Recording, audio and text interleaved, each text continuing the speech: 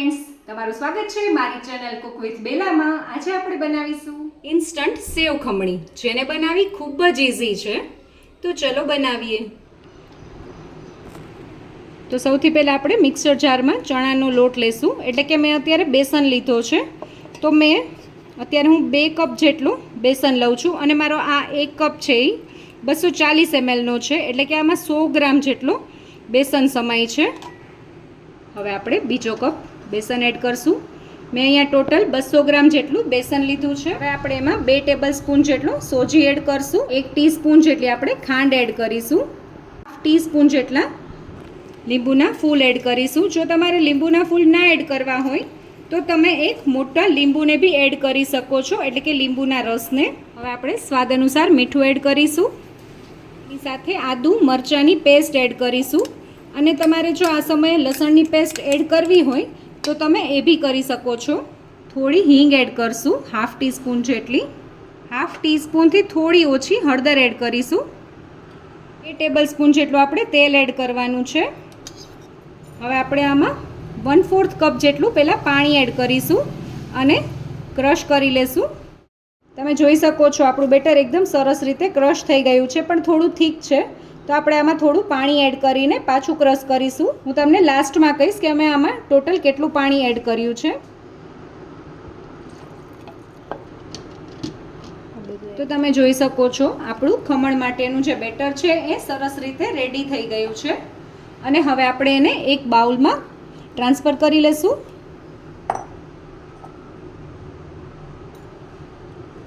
તો તમે જોઈ શકો છો એકદમ સ્મૂધ એવી પેસ્ટ રેડી થઈ ગઈ છે. આટલી ઘાટી એવી પેસ્ટ રેડી કરવાની છે. અને મેં આમાં ટોટલ 1/4 કપ જેટલું પાણી એડ કર્યું હતું. અને હવે આપણે બેટરને સાઈડમાં રાખી દઈશું અને ખમણ બનાવવાની તૈયારી કરી લઈએ. પહેલાં તો મેં અહીંયા સ્ટીમરમાં પાણીને ગરમ થવા માટે રાખી દીધું છે, તમે જોઈ શકો છો.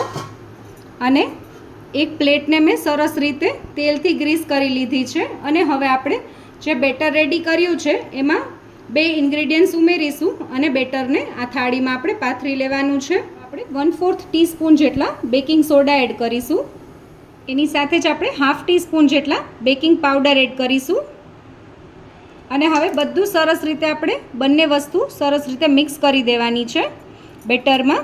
આપણા બેટરનું ટેક્સચર અને એની જે ક્વોન્ટિટી છે એ ડબલ થઈ ગઈ છે, તમે જોઈ શકો છો. એકદમ ફ્લફી થઈ ગયું છે.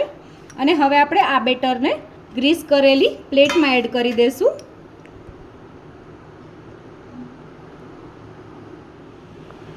અને હવે આપણે પ્લેટને સ્ટીમરમાં મૂકી દઈશું. જોઈ શકો છો સ્ટીમરમાં એકદમ સરસ રીતે પાણી ગરમ થઈ ગયું છે. એમાં આપણે પ્લેટ મૂકી દઈશું અને આપણે ઢાંકણ ઢાંકીને 15 મિનિટ જેટલો આપણા ઢોકળાને થવા દેશું. 15 મિનિટ થઈ ગઈ છે અને આપણે ઢાંકણ ખોલીને જોઈ લઈએ.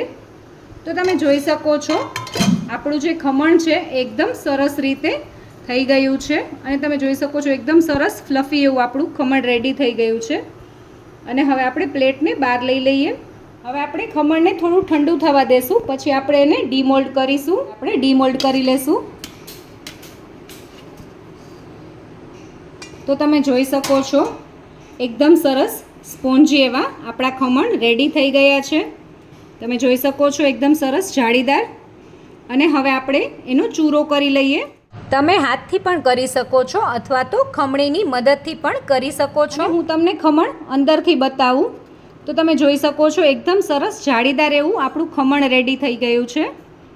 હવે આપણે સરસ રીતે ચૂરો કરી લઈએ. હવે આપણો ચૂરો રેડી થઈ ગયો છે અને હવે આપણે વઘાર કરી લઈએ. તો હવે આપણે સૌથી પહેલાં 3 ટેબલ સ્પૂન જેટલું તેલ લઈ લેશું. 1 ટીસ્પૂન જેટલી આપણે એમાં રાઈ નાખીશું. તમે જોઈ શકો છો આપણી રાઈ એકદમ સરસ રીતે ફૂટવા લાગી છે. આ સમયે આપણે થોડી હિંગ એડ કરીશું. સાથે જ થોડા લીમડાના પાન એડ કરીશું. કાજુ અને કિસમિસ આપણે એડ કરીશું અને એને થોડા આપણે સાતળવા દેશું. એની સાથે જ આપણે 1 ટીસ્પૂન જેટલા તલ એડ કરીશું. 2 લીલા મરચાંને મેં ઝીણા સમારીને લીધા છે, એ બી આ સમયે આપણે એડ કરી દેવાના છે. જોઈ શકો છો આપણો વઘાર એકદમ સરસ રીતે રેડી થઈ ગયો છે. આ સમયે આપણે જે કપથી ચણાના લોટનું માપ લીધું હતું એ જ કપથી આપણે 3/4 કપ જેટલું પાણી એડ કરીશું. 5 ટેબલસ્પૂન આપણે ખાંડ એડ કરીશું. થોડું આપણે મીઠું બી એડ કરીશું. અને હવે આપણો વઘાર એકદમ સરસ પાણીમાં એકદમ સરસ મિક્સ થઈ જાય અને ખાંડ સરસ ઓગળી જાય એ પછી આપણે જે ખમણનો ચૂરો કરીને રેડી કર્યું છે એ આમાં એડ કરી દેવાનું છે.